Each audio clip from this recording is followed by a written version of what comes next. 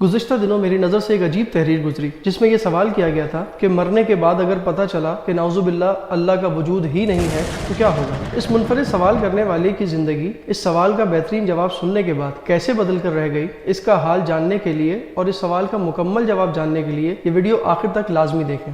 Haresh Kumar physics में PhD करने के बाद भारत की एक बड़ी यूनिवर्सिटी में लेक्चरर पोस्ट हुए। हरेश हिंदू धर्म से पहले ही गैर मुतमईन थे और किसी भी मजहब में कोई खास यकीन नहीं रखते थे। 1986 में लंदन में दौरान तालीम स्टीफन हॉकिंस के लेक्चर्स और कुतुब से ऐसा मुतासिर हुए कि खुदा के वजूद से ही इनकारी हो गए। ये अपने अकीदे में इस कदर पुख्ता हो गए कि बड़े बड़े मुस्लिम, ईसाई और यहूदी उलमा से भी भरपूर मुबाहिसे किया करते थे, यहाँ तक कि डॉक्टर जाकिर नाइक भी इन्हें कायल न कर सके। डॉक्टर हरेश ने बताया कि 2005 में छुट्टी के रोज किसी सुबह एक मुसलमान सब्जी फरोश ने हमारे घर की बेल बजाई। हम गुज़िश्ता 20 साल से सब्जी इसी से खरीद रहे थे।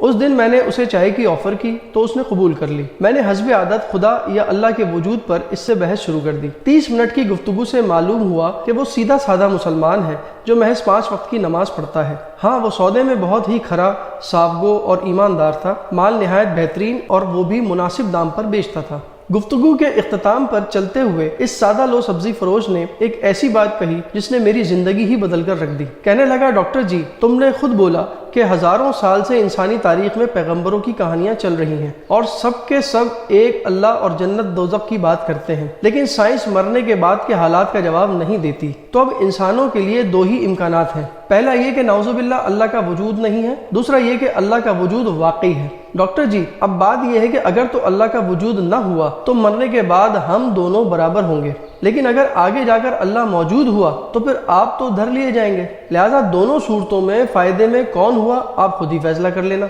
इसलिए बेहतरीन यह है कि अल्लाह को मान लें और इसके कहने पर चलें। इसका कुरान तो इंसान को सीधी राह पे चलने का ही कहता है। मैंने सारी जिंदगी प्रोबेबिलिटी पर लेक्चर्स दिए थे, लेकिन इसके जाने के बाद मैंने सोचा कि इस प्रोबेबिलिटी की तरफ तो कभी मेरा ध्यान ही नहीं गया कि दोनों सूरतों में अल्लाह को मानने वाला ही फायदे में है। किस्सा मुख्तसर, इस सोच के बाद ख्याल आया कि कौन सा आसमानी मजहब बेहतर है। मज़ाहिब का इल्म तो मुझे पहले ही काफ़ी था, अलबत्ता डॉक्टर जाकिर नाइक के एक लेक्चर में 1400 साल से पूरे कुरान मजीद का हर बहर एक होने का सुना तो इंग्लैंड में क्रिश्चियन मिशनरी इदारे से इसकी हकीकत दरियाफ्त की तो सबने इस बात की तस्दीक की। लिहाजा मैं अल्लाह के फजल और उस सब्जी फरोश की रहनुमाई से मुसलमान हो गया। अल्हम्दुलिल्लाह आज मुझे और मेरे सारे घर वालों को मुसलमान हुए 15 साल हो गए हैं और मैं इस्लामी तालीमात के हुसूल के लिए केरला शिफ्ट हो गया हूँ। मेरी 3 बेटियां हैं जो माशाअल्लाह हाफिज कुरान हैं और इस्लाम की दौलत मिलने के बाद तो अल्लाह करीम ने मेरी पूरी जिंदगी ही बदल दी। उस सब्जी वाले अब्दुल अहद से मेरी दोबारा मुलाकात ना हो सकी, लेकिन मैंने इस्लाम कबूल करने के बाद अपना नाम भी अब्दुल अहद ही रखा